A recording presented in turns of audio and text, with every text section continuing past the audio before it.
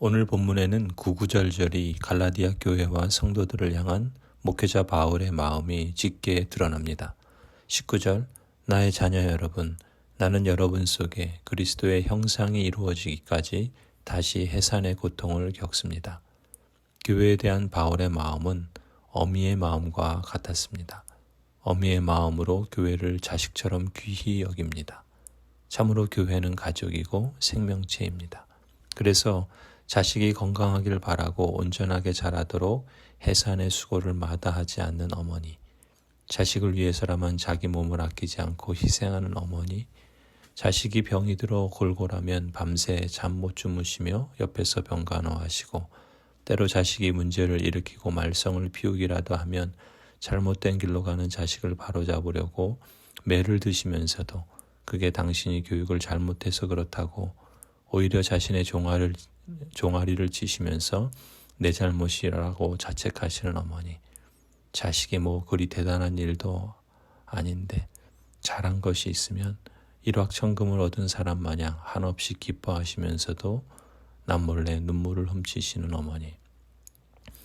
한국 사람은 어머니의 마음을 무엇인지 잘 압니다.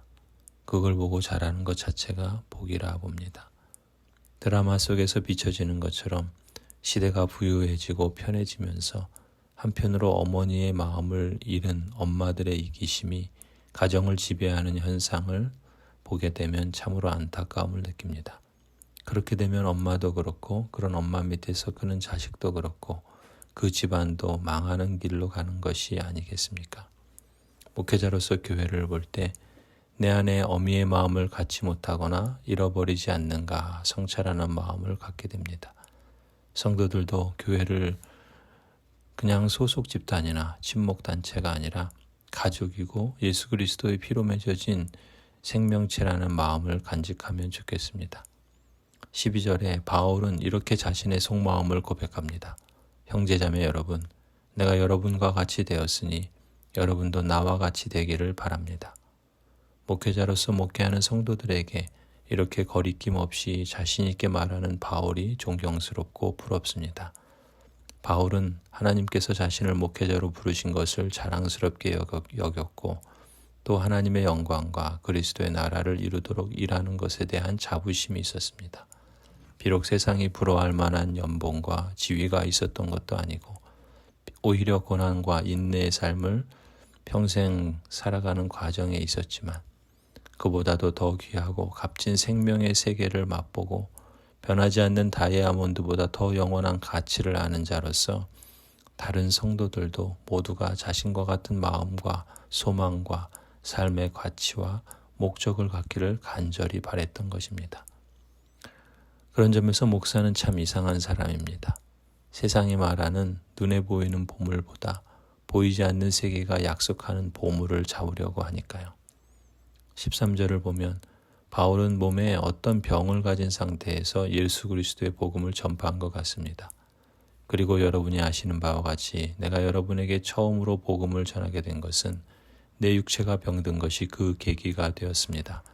그리고 내 몸에는 여러분에게 시험이 될 만한 것이 있는데도 여러분은 나를 멸시하지도 않고 외면하지도 않았습니다.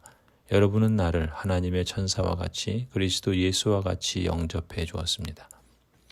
바울을 괴롭혔던 질병은 복음을 듣는 갈라디아 사람들을 시험에 빠뜨릴 만큼 심각했던 것 같습니다. 하지만 놀랍게도 바울의 질병 때문에 복음을 거부한 사람은 없었습니다. 오히려 바울이 전한 복음 때문에 갈라디아 성도들은 바울의 건강을 위해서라면 자기 눈이라도 빼어줄 만큼 바울을 사랑하고 신뢰했습니다. 성도들도 그렇지만 목회자 역시 성도들의 사랑 속에 있을 때 보람을 느낍니다. 고난이 어려워서 못 견디기보다는 그 고난이 허사가 되는 것을 느낄 때 더 절망합니다. 여러 가지 고난으로 어렵고 물질적인 보상이나 세상의 명예가 주어지지 않을지라도 목회자를 존경하고 존중하는 성도들의 사랑을 느낄 때, 그래서 성도가 온전히 자라는 것을 볼 때 그 자체가 보상이 되고 위로가 됩니다. 바울이 갈라디아서에서 이렇게 절망하는 이유는 성도들이 바울이 전하는 복음에서 멀어지고 또 복음에서 멀어지는 만큼 성도들이 무너지는 것 같은 두려움 때문이었습니다.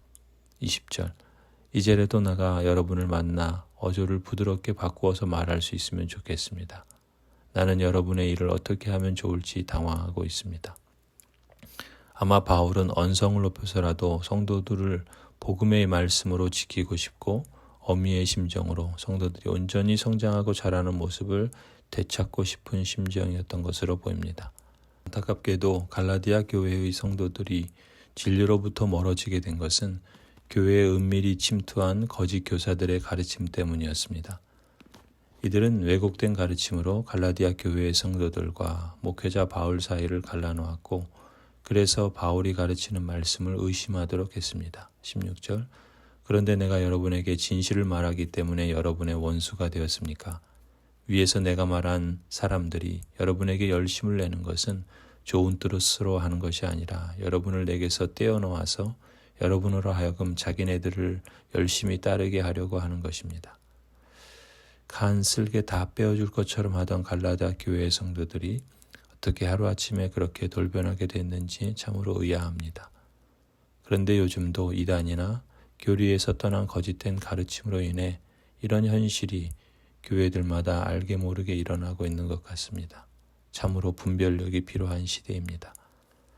이처럼 안팎으로 시련과 아픔이 있었지만 사도 바울은 주님의 몸된 교회를 포기하지 않았습니다. 자신의 수고를 헛되게 하고 그의 가르침에 귀 기울이지 않았을 때 인간적인 감정으로 서운하고 억울해서 관계를 끊을 수도 있었을 텐데 바울은 복음으로 낳은 갈라디아 교회를 끝까지 붙들었습니다. 병든 교회를 떠나는 대신 다시 교회를 세우는 일에 해산하는 수고를 마다하지 않겠다고 선언합니다. 19절 나의 자녀 여러분, 나는 여러분 속에 그리스도의 형상이 이루어지기까지 다시 해산의 고통을 겪습니다. 주님의 몸된 교회가 교회답게 자라고 성장해서 그리스도의 형상을 이루어지기를 간절히 소망했기 때문입니다. 사랑하는 성도 여러분, 우리를 사랑하시고 은혜로 영원한 위로와 선한 소망을 주시는 하나님께서 여러분의 마음을 격려하시고 모든 선한 일과 말에 굳세게 해주시기를 빕니다. 아멘.